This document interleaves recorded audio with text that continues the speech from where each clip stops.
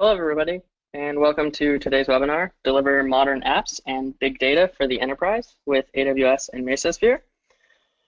My name is Chris Hine. I'm a Partner Solutions Architect for AWS. I'll be your host speaker and moderator for today's webinar. So the first thing we want to talk about as we start talking about containers, AWS, and the partner network and everything that we have going on is we want to start talking about the industry shifts. And these are three core things that we have been seeing from the market that are driving people towards this new notion of containers. And the first one here is elasticity. And so this is the ability to scale up and scale down and really pay for only what you use, not paying for what you need and then having to adjust that as you go. The next big shift that we're seeing is a shift in agility.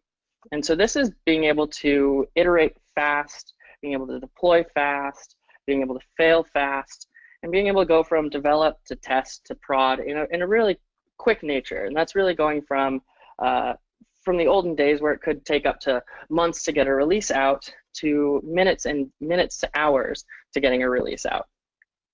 And the next big shift is high availability. And so this means being able to have auto-healing infrastructure and auto-healing architectures as well, and audit and management trails for everything that's going on in your architecture. So this means instilling health checks and monitoring, as well as going down to the physical infrastructure level and spanning across multiple regions or zones.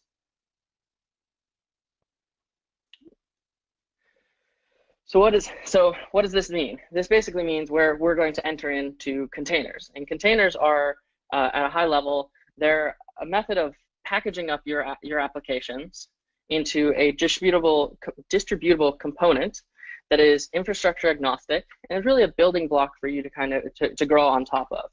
You can run them on resource isolated processes, and they really give you the benefit of efficiency, consistency, and productivity across the boat, as well as version control, because you write these things in a declarative mechanism. And what we've seen is this is driving people towards cloud adoption and also reducing the friction while digitally transforming their businesses.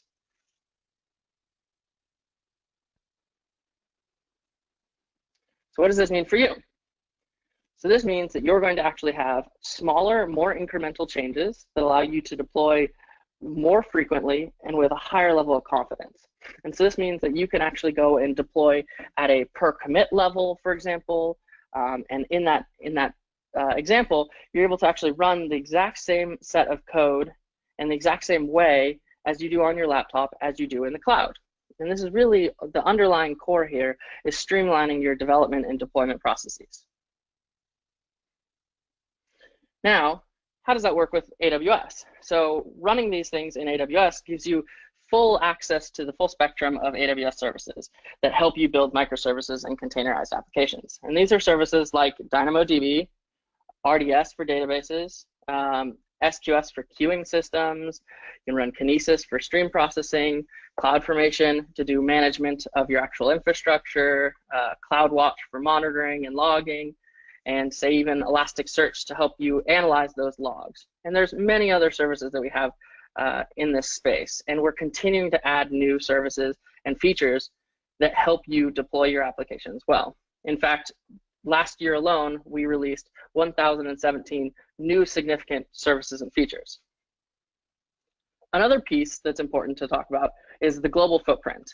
So now people can actually deploy their containerized applications on AWS in any of the 43 availability zones that we have that span across 16 geographic regions. And we're continuing to add to this. In fact, we're actually adding another 3 regions that are expected to come online between 2017 and 2018. Another huge component is the security. So while running in AWS, you actually get the benefit of our internationally recognized certifications and accreditations. So these are things like SOC 1 through 3 and a handful of ISO certifications. And to do that, we have a lot of tools like CloudTrail, KMS, which is our key management service, and Inspector that enable customers to really meet any of their security objectives. And the last thing is our partner ecosystem. And this is a rapidly growing ecosystem with partners like Mesosphere, who we're going to talk to today. To talk a little bit about that ecosystem, we, from my side of things, we run a whole partner network around specifically containers. And so this is anything from networking partners to security partners to CICD partners, as well as the lower level operations of being orchestration, management, scheduling, and operating systems under the hood.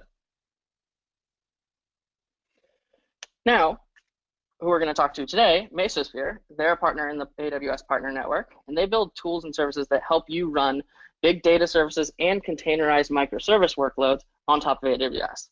They give you the ability to co-locate your data and microservice architectures, and allows you to spread your workloads across a single, highly available and resilient cluster backed by Mesos at its core. They integrate with a handful of AWS services that you already know and use, such as Elastic Load Balancers, VPCs, and Autoscaling groups. And Patrick here from Mesosphere has more to tell you about doing this. Thanks, Chris. We can advance to the next slide.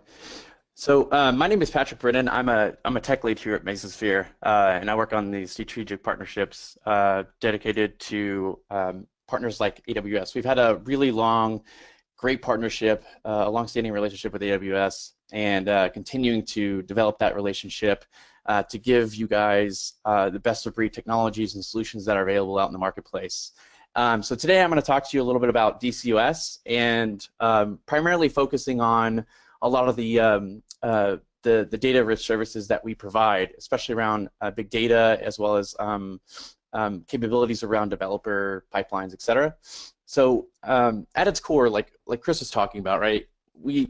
Companies are going through a digital transformation. They're modernizing their applications, and as a result of that, it's giving them the ability to orchestrate and run those applications wherever they need to on demand at any given time. So we sit on any infrastructure. So if it's on-prem or you're running on top of AWS, AWS is going to give you that worldwide breadth of being able to deploy easily and simply in a very simplified manner, right? And give you that scale that Chris had talked about.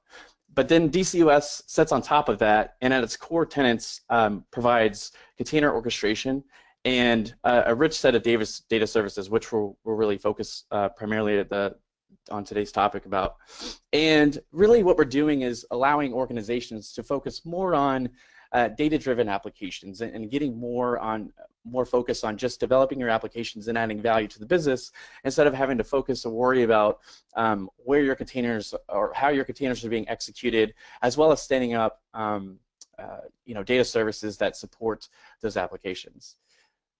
So the first thing we do is we basically treat your data center as one big giant computer. So we will take and abstract all of your infrastructure and present that as a consumable resource for us to orchestrate and deliver these workloads on top of, which makes it much more simplistic, as well as get a lot more efficiency out of your data center as a result of that. So historically, big data services as well as microservices have run independently or siloed off, and because of our very optimized scheduling processes, we're able to get a lot more utilization and give you a lot more economical value in your scheduling and running of these microservices and data services as a result. So we actually have customers that are running at 90% plus utilization in their data center and actually get alerted that if they're running below 90%, to actually alert an operations guy to say, hey, there's inefficiencies going on in your data center and you're leaving money on the table as a result of that. So that's a really compelling story for us and a testament to how sophisticated and how robust our services are. So this is one click down in terms of the overall architecture, and so what I just described is basically a core component of DCOS, which is Apache Mesos, which sits on top of the infrastructure to orchestrate a lot of the resource scheduling. And we layer on our operations aspects to that, which really help provide this as an enterprise solution that allows organizations to really scale and orchestrate data services as a result. So the resource management, security, all the things that are very important to organizations at large scale we operationalize that and provide that value. And then we layer on top of our platform services, and that's the bulk of what we'll talk about next, that provide the big data analytics pipelines, CICD integration, and then again, having your applications set on top of that infrastructure.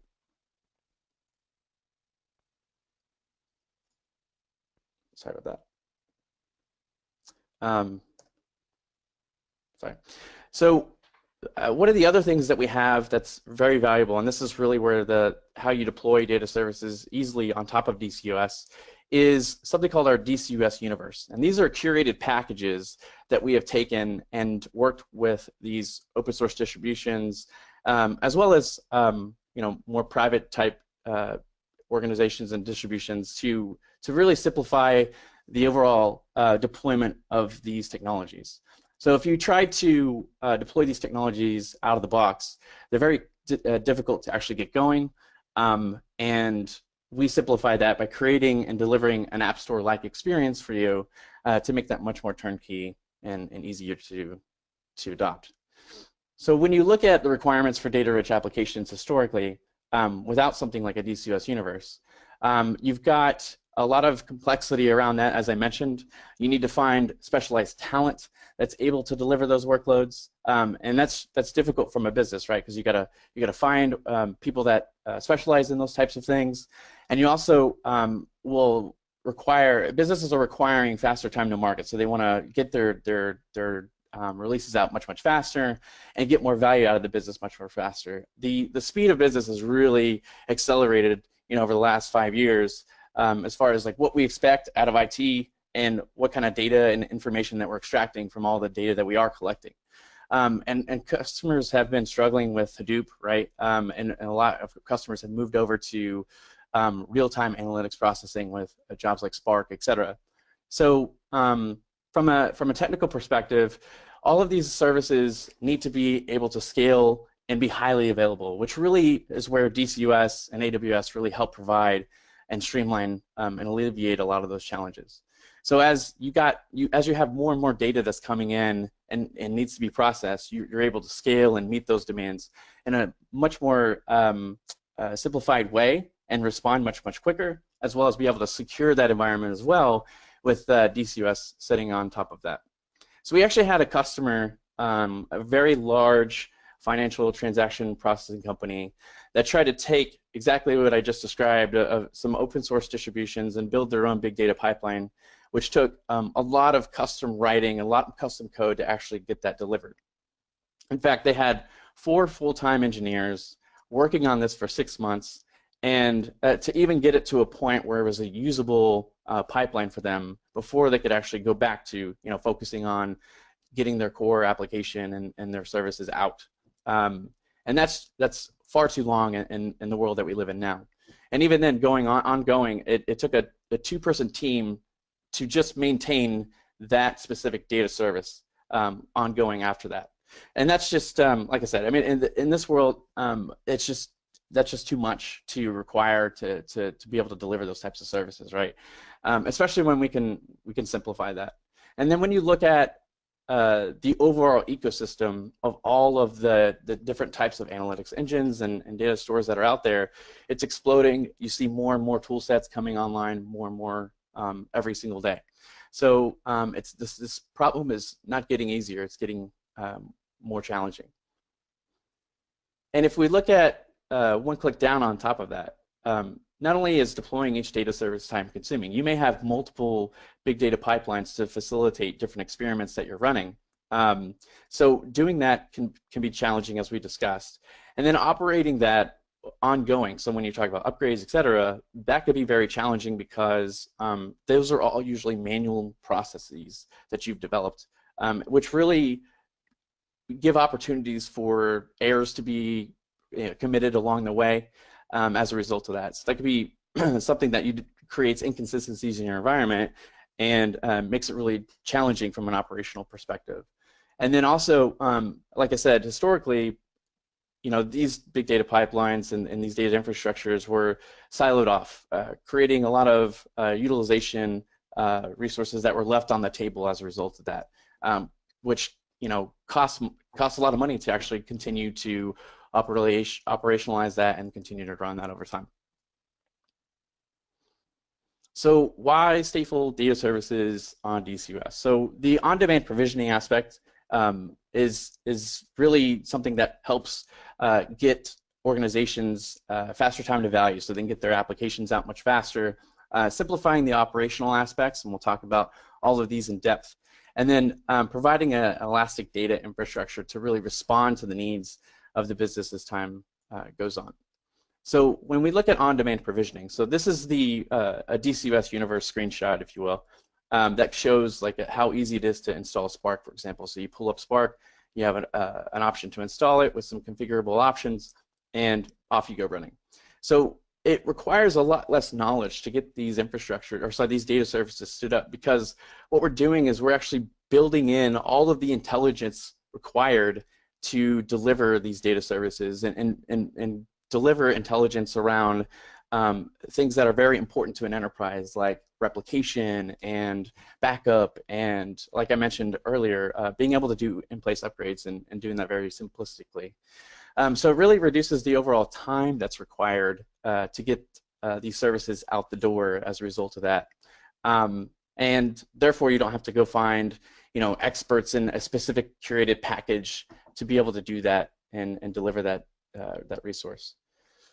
So simplifying operations. I mentioned upgrades already, but the option also is presented to you to be able to roll back much quicker as well. So if you have an issue with a new version, something changed that has caused an issue with your core application, you can roll that back much simpler than if you were to try to manually build a lot of these tools yourself as well. You're also de-risking the environment, because as you are streamlining your operations, you create a consistent, repeatable process over time to really make that instill a lot of confidence in the actual packages and the big data pipelines and infrastructure that you're ultimately delivering and supporting. We also inject the intelligence around monitoring metrics as well. So you want to know what's going on with your environment over time. Am I getting better utilization? Am I getting more optimal? Is there a breakdown in terms of maybe I'm generating suddenly a lot of traffic and a lot of resources? I need to find out why. What does it look like historically? Being able to monitor the environment and also maintain a level of healthiness around these services is extremely important. And then being able to if in the event that you see that there's something going wrong with your big data pipeline, being able to notify, alert, and then do something about it in the case that something dies or a container or an issue happens, we could take action and respond accordingly as a result of that. And obviously, persistent storage volumes. So being able to provide persistent storage is something that's a core tenet and an option and a capability of DCUS. There's a variety of ways that we can solve that challenge. But being able to provide that is difficult, and that's something that we build into these frameworks as well to make that much more streamlined and make operations simple at the end of the day. When you look at the elastic data infrastructure, and this is really complementary to AWS, is the ability to respond, like I mentioned earlier, respond to the needs of the business, respond to all of the data that's coming in and ingesting that and processing that when it's and scaling that whenever it needs to be done. So as I mentioned earlier, with the way that we orchestrate and schedule these resources across the cluster, we are able to provide an optimal way to schedule and run these containers. So when you look at as you scale, your infrastructure, your big data service, whatever it is, instead of scaling horizontally, you may want to develop a strategy that scales more vertically, so that you can buy big instances, manage less nodes, and orchestrate that using DCUS on top of that. If we're in the retail season coming up, if you want to scale horizontally, because that'll probably be a requirement as well, you could facilitate it either way. So if you wanted to go up, scale up, or scale horizontally, either way, we'll be able to optimize the overall resource allocation and scheduling of that, and really get you more value out of adopting DCOS on top of AWS as a result of that. And like I mentioned, so providing this type of elasticity allows us to really schedule and reduce those silos and increase efficiency across the data center.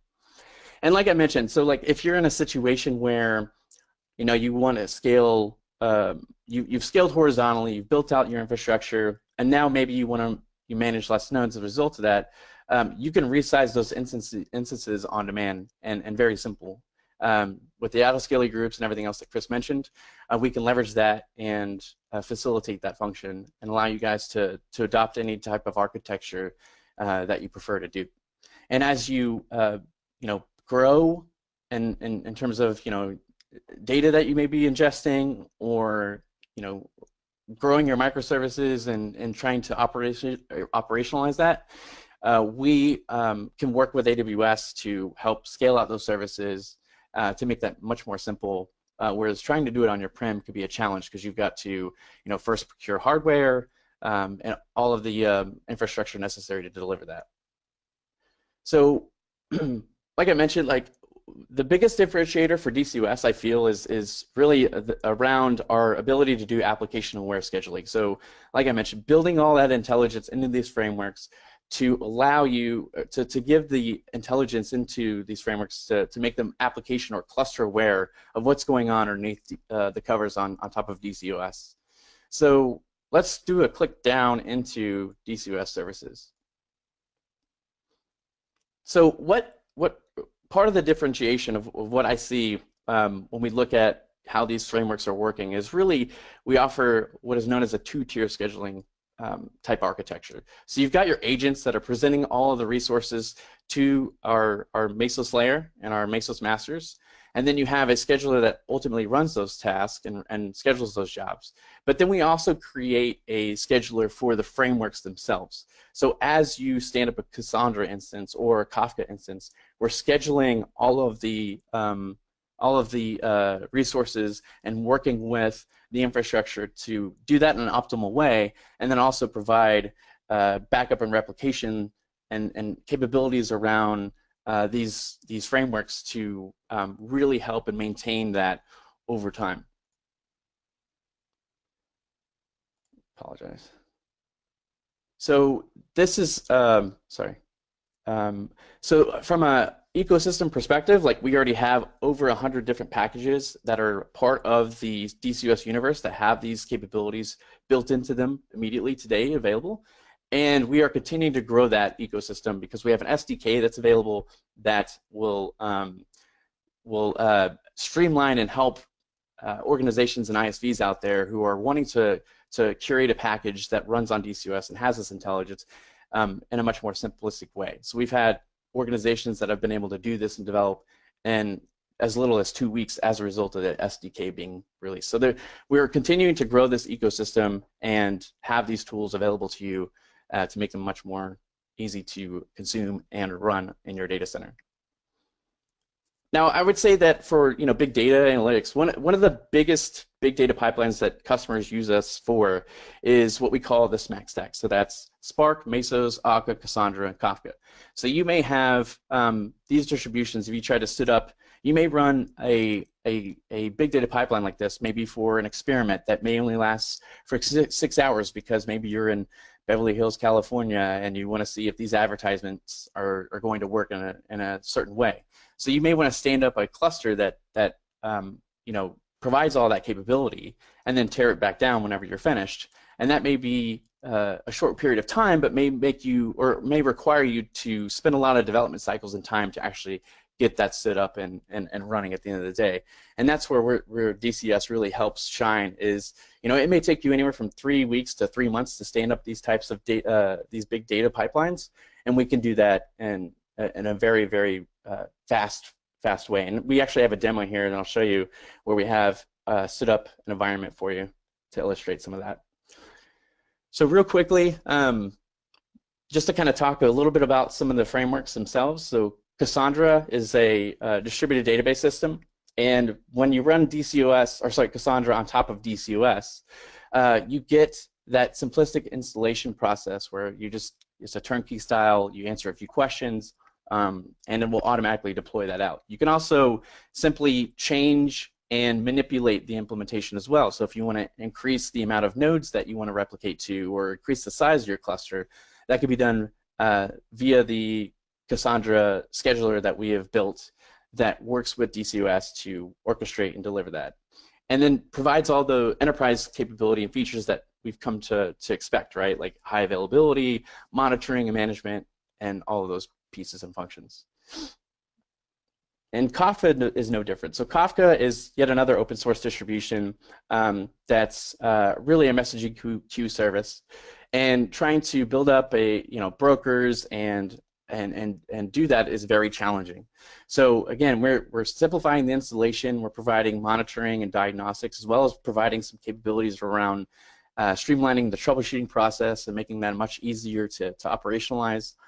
And then building in replication for HA and just basically making Kafka in a usable format right out of the box with a very turnkey style type mentality. And Spark has been something that continues to gain traction as organizations are looking to do real time or large scale data processing through the pipe. And so as we see and continue to support this, right, we have we inherently provide a lot of the benefits that I described for the other packages around monitoring, etc. But we also add an additional layer of security with this as well, because DCOS has security capabilities to help encrypt information from being delivered from one container or service to another, and so we can encrypt this traffic out of the box with Apache Spark with our framework distribution, and we continue to add that type of functionality for other DCOS packages. So it's pretty unique. So one other thing that's really noteworthy, and we announced this at MesosCon back in September, is now the adoption of Kubernetes as part of the DCOS universe. So we treat Kubernetes just like any other framework. So a framework like Spark or Cassandra or any of the ones I mentioned already, Kubernetes is just yet another framework that sits on top of DCOS. So Kubernetes is easy to use and deliver, like when you're coding on your laptop and playing around, right? But at enterprise scale, when you're talking about really large scale type deployments, it can be challenging to deliver and run Kubernetes, and that's where DCOS really complements that. So as customers are looking to leverage Kubernetes, they can do that on top of DCOS, and we'll take care of the deployment for you. And you can run the production-grade services that I talked about, all the data services in the universe, side by side alongside Kubernetes. So if you're developing, and doing your platform on top of Kubernetes, you can leverage all those great developer tools, the big data pipelines, all that's available in the DCOS universe, in parallel and in conjunction, working harmoniously with your Kubernetes workloads as well. So overall, when you look at how AWS and Mesosphere are really tying together, Mesosphere is really helping with the optimization of scheduling resources across your AWS environment. And we also are making it much more easy to adopt and actually get going and get started with DCOS as well. So again, when you deploy with AWS, right, it's going to be an automated process. You could stand up additional nodes, grow your cluster in a much quicker way, and respond accordingly to the workloads that may scale or require scale in a fast way, and do that in a very easy format. And like Chris mentioned earlier, right? So together, we can deliver just the right amount of infrastructure that you need at that given time, so that as your business grows or needs to scale down for certain time windows, we can support that type of operational model. So after this webinar, you're going to receive an email that will give you a quick 5-question survey, and if you fill that out, you could receive a free trial of DCOS running on top of AWS. So you can kick the tires and see the value of what our combined solution kind of brings together as a result of of DCOS running on top of AWS. So in fact, what I'm going to do next is I'm going to show you guys a quick demonstration that we have available that's running on AWS. So this is DCOS Enterprise that's running on an AWS instance. I've got one public node and 10 private agent nodes. And I went ahead and deployed a couple of a couple of data services that are out there. So I timed this. It took 6.5 minutes to stand all of these up.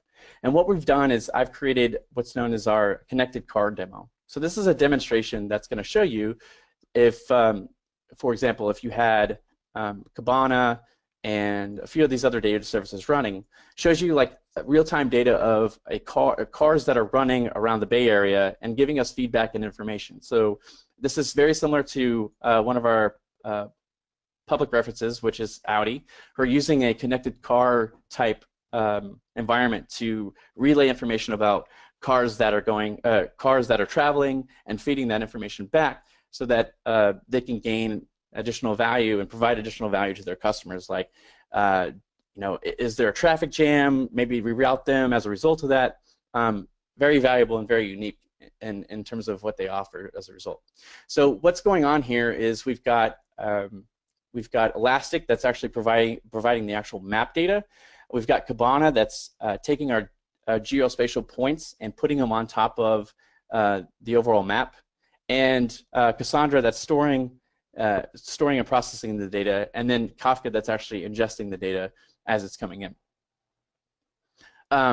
So if I look at this, you can see that I already have about 5 actors that are running that are processing data and providing information back to us about where these cars are they in good health, what's the engine temperature as a result, and again, this was stood up in about 6.5 minutes in a script that runs and executes these data services. It's very simple to do. So I'm actually going to show you how simple it is to deploy a package on DCOS. So if I click here, I don't have Zeppelin installed right now. So if I go to DCOS and I go to the actual catalog and I search for Zeppelin here, this is a live demo, so it's always dangerous, right?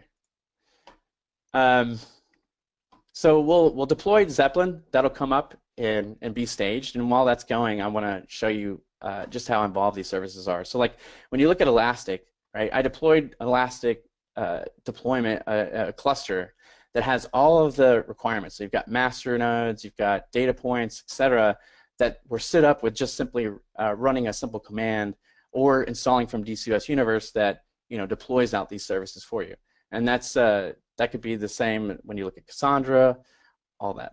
Now I don't have a bunch of connected cars that are running, so this is a simulated environment. But just to kind of show you, how DCOS services are scheduled and operationalized, and how we do container orchestration, I could take this actor that's actually generating that data for us.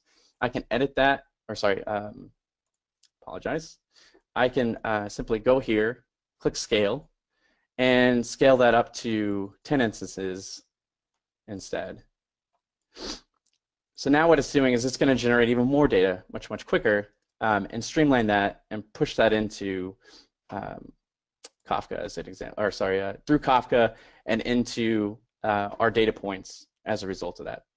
So we'll see additional usernames or additional drivers that are going to come in as a result that we didn't see before, and start generating additional data. Now you can even go in here and just to kind of show you that, in fact, let me duplicate this, just to show you that this actually is going through Kafka and it is real data. What I'll do is if I click here and I click start, I can see the actual data that's coming in. So what I'll do is I will type in my name, start this job, and clear it, and you'll see that there's no data that's currently coming in to the stream.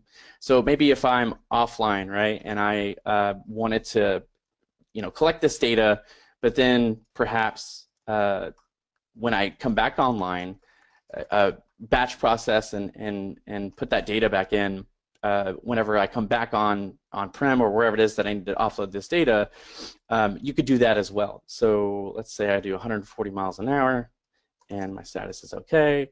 I'll enter that in, and we can see that indeed a new record has been created as a result. And then when I go to the dashboard, if I click on, now you see I put in 140 degrees for my engine temperature, so there's something going on with my car. It's obviously much hotter than everybody else's. But anyway, that's just kind of an example, right? So this kind of illustrates and shows how a pipeline, a big data pipeline can be developed. So if I go back and look at Zeppelin, now Zeppelin has come online. So I just installed that through the DCOS universe, and it's automatically picked that up into my little application that we've written here. And we can actually deploy out. So unfortunately, we don't have enough time today, but there's a process that will, or you can download the notebook and import that note and actually spin up automatically Spark jobs that will start processing that data and then give you graphical information on with Zeppelin to represent, you know, in a much more aggregated way of data, and illustrate, you know, how much percentage of my cars are, you know, experiencing errors, how many are healthy, how many are, you know, what's the temperature like, what's the average temperature, where are the bulk of my cars actually going? Are they like if I'm a taxi service in New York City, right?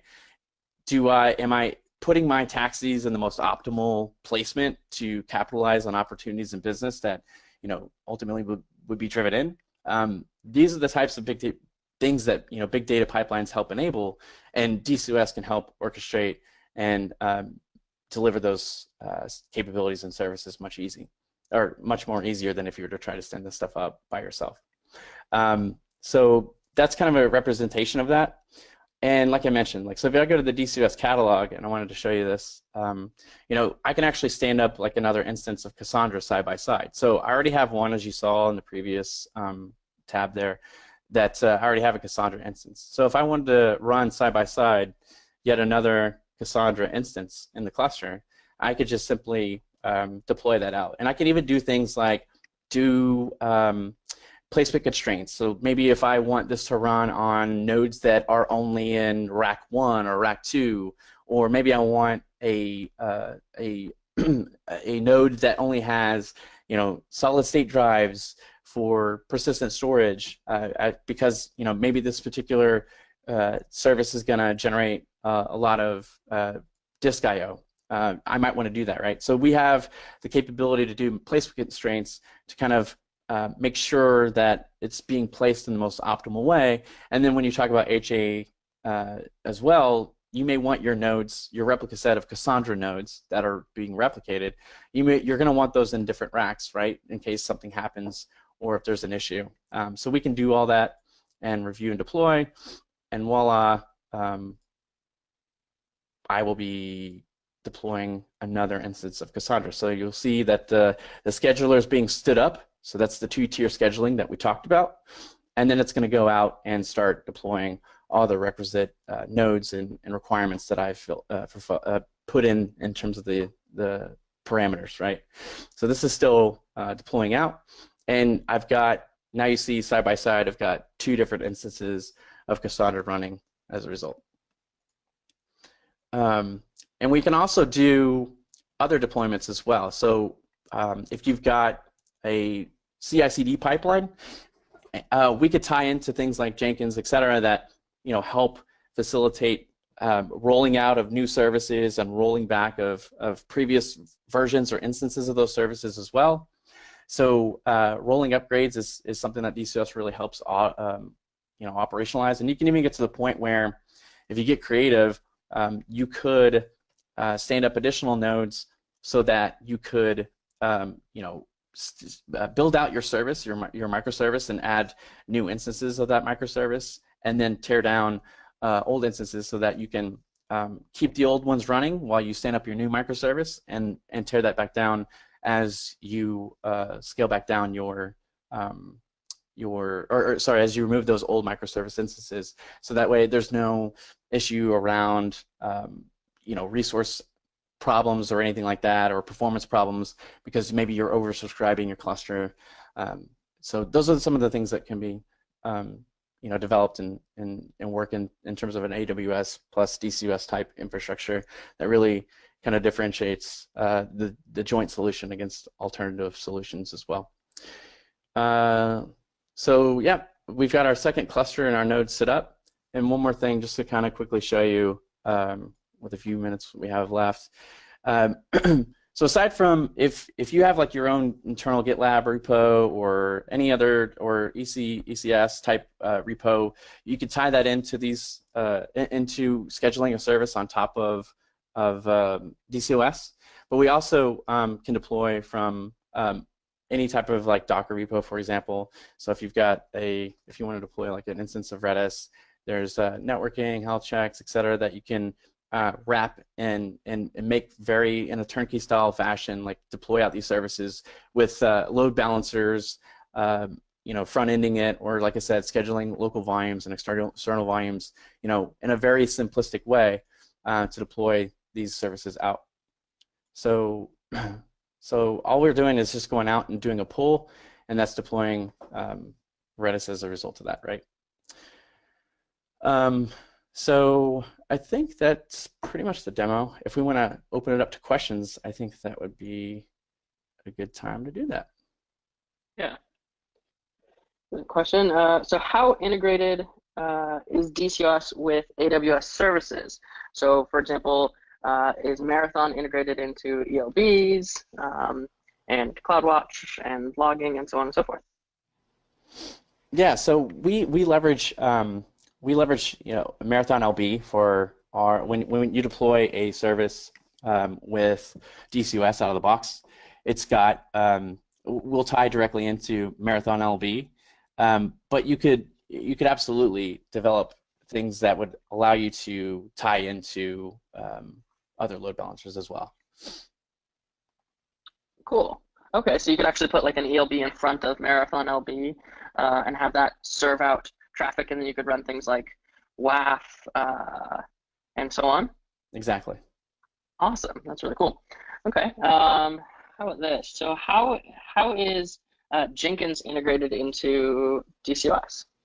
Right. So as I mentioned, we out of the box we'll build out Jenkins and build all the intelligence and logic around Jenkins as it stands up, and then you can also go into Jenkins and actually configure it to talk to DCOS to help orchestrate the overall pipeline as it sees that a commit has been done, start to roll out those services on top of DCOS, and do so in a streamlined way. So rolling out on top of various nodes, and then DCOS will actually handle the scheduling aspect of that, where we'll see which nodes have the most amount of resources available to us, and then schedule those jobs accordingly as a result. Oh, fantastic. Okay. So can you tell us about the upgrade process? I think this is specifically asking more about the application upgrade process of updating services within Marathon.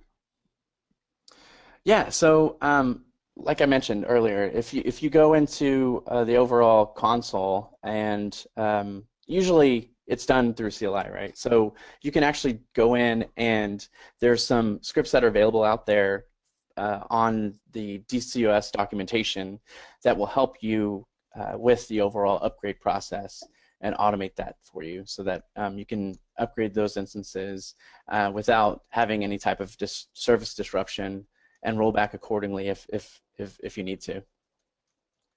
So that's available on docs.mesosphere.com, and you can go in there and see the overall process and how we manage that. Awesome. Awesome. Okay. Let's see. So how many EC2 instances would I actually need if I were to deploy Kubernetes on top of DCOS? It's still in beta, so it's I don't know if we have like initially if we have sizing recommendations out of the gate. From my understanding, I've seen a lot of the deployments happen with 8 to 10 nodes, just to kind of make sure that there's enough infrastructure that's out there for us to schedule and run and deploy out the cluster. Oh, fantastic. Okay, so since it's still in beta, So when do you guys have an expected timeline for when it will be generally available? Yeah, absolutely. So DCOS 1.11 is what we plan to have Kubernetes full support on top of DCOS, and that should be coming relatively in a somewhat short time frame. Awesome. Okay. Let's see. So how do you actually handle, since we're talking about stateful services and big data, how do you actually handle shared data across the cluster? Right. So a lot of the data services that are deployed, right, they're distributed, and therefore a lot of them by nature have some sort of replication built into them. So in that type of model, a lot of the common architecture is adopted by way of leveraging local storage, which we can present. For external storage, we support external storage, mounting that to a specific node. But if you are looking for a solution more tied around being able to hot add remove and placing those containers on another workload, as an example, we would work with a partner like Portworx to provide that capability and functionality, which would then set on top of AWS as well to provide storage using AWS and Portworx and presenting that to DCOS for us to schedule and run those containers and workloads on top of as a result. Awesome. Okay, that's great. So you mentioned that with DCOS on top of AWS, you can use autoscaling and security. Can you kind of dive a little bit deeper into that? And are AWS services required, or where does the line get drawn? Yeah, so we rely on an external provider to obviously stand up users and communicate that back to DCOS. And so we would leverage an AWS type service. So we, out of the box, we're LDAP and SAML authentication providers. You could use local as well if you wanted to, but obviously in an enterprise deployment, you're going to want to leverage a service that you can manage. So we would tie into an authentication provider like that, and then you would be able to do role-based access controls. So we have customers that are actually presenting, and this goes into the multi-tenancy aspect, where we can present different organizations inside of different organizations inside of an enterprise, different things. So like if you wanted to provide access to your data scientists, the ability to stand up a big data pipeline, you could give those rights out to certain individuals to be able to scale and stand that stuff up. We can also do that from a developer's perspective. So if you want to give them, access to different tools or different, maybe just developer nodes and isolate those and schedule those out, you can do that as well. We also, around security, help with the overall, like I was mentioning earlier, about intercommunication between container to container. So when we talk about, we actually partnered with HashiCorp, so that if you're doing things like communicating a password from one container to the next, we encrypt that so that when it's in flight, it's actually going to be encrypted as a result. So we also have the capability of changing what the container can run as. So instead of like a root type of container that's running at that level, you can actually schedule it to run with nobody rights as well. So there's a lot of obviously pros and cons with different strategies and different styles, but those are some of just a glimpse into some of the security capabilities that are inherently baked into to DCOS. Oh, very cool. Okay. So you talked about in your presentation, you talked about the two-tier scheduler. So does that actually add any latency or anything that you need to worry about within the system? Not anything that's really measurable. I mean, when you're scheduling resources, all you're adding in is an additional step for marathon scheduling to talk to a framework scheduler or a Kubernetes scheduler that really, I mean, for all intents and purposes, is not adding any additional latency into the environment. So as you're scheduling standing up these additional frameworks, you can expect basically no performance at all in terms of being able to orchestrate that in an optimal way. Okay, very cool. All right. So do you guys run? So is it all Docker containers, or is there other technology that's involved here to help make this possible? So we from the containerization side? yeah, absolutely. Sorry. So a lot of customers adopt our universal container runtime, which is what the Mesos container runtimes were kind of rolled into. So we support Docker containers out of the box, of course, but the universal container runtime gives you some strategic advantages in some degree. We can do things like take a tarball and run that as a container, or take a jar file and actually run that container through the universal containerizer. So there's a lot of different things that we can do that are differentiated when you run the universal container. Also, the way that GPU scheduling, so I didn't mention today, but we support actually scheduling and providing GPU pass-through to your containers, so that if if you're running like microservices, or sorry, machine learning type jobs and analytics and machine learning stuff, then you can obviously GPUs are pretty good at optimizing and running that as opposed to a CPU. So you could schedule that you could do that obviously now with Docker, but with the universal containerizer, it runs in a much more simplified way. There's a lot less stuff to actually stand up, and it's kind of built into the product out of the box to schedule those GPUs right away. Oh, that's really fantastic. So does that mean that you can actually, when you're going through the constraints for actually deploying an application, is that something that you can actually select that you want to filter by GPU-based instances Yeah, when you're selecting a package? exactly. So like we were talking about earlier, right? We could schedule based on placement constraints, and you can identify what those placement constraints are.